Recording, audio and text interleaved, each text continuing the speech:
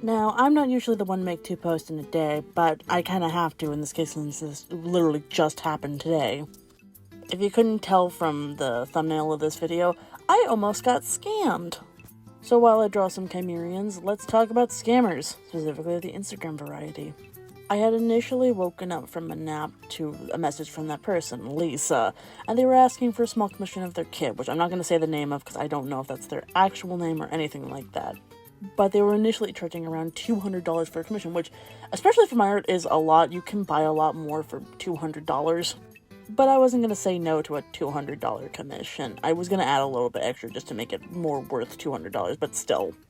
The biggest signs around this point was the fact that they only had 80 followers and 0 posts to their name, as well as the fact that they wanted to do it for $200, which is a lot. But trust me, it gets worse. After talking about all of the details, I eventually got to the point with payment, and that's where the biggest red flag out of all of this came from, specifically because I said that I could only do it for PayPal or Cash App. And specifically with these Instagram scammers, they cannot do it through either of those things. They can't do it through any payment method other than check, which is the biggest red flag towards it being a scam. Thankfully, I was talking with my friend Faith, and luckily we were able to figure out that it was in fact a scam. And luckily they didn't get really any of my information.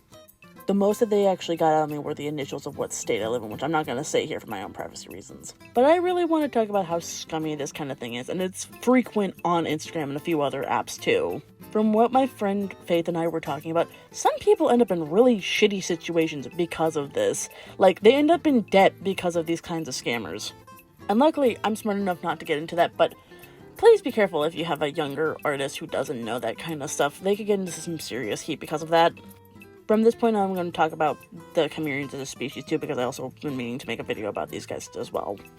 I'll still probably make a longer video talking about the species, but basically, I'm drawing Chimerians and calling them Chimerians because the original creator of this species, Steel Motto, was actually a really, really crappy person. And I'm not talking about, like, oh, just being a dick to other people.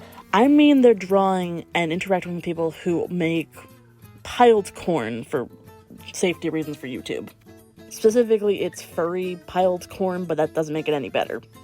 And if you actually go to Steel Motto's page on, like, literally everything that isn't their DeviantArt, they pretty much have stopped posting entirely. And because of the huge trend on TikTok of drawing closed species and forcibly opening them up, I see it fit to forcibly open up this species because it is pretty cool and it's an interesting concept, but the creator is just so terrible. I will say on a lighter note that the other kind of shitty thing that they do is that they charge over $600 for a single character commission.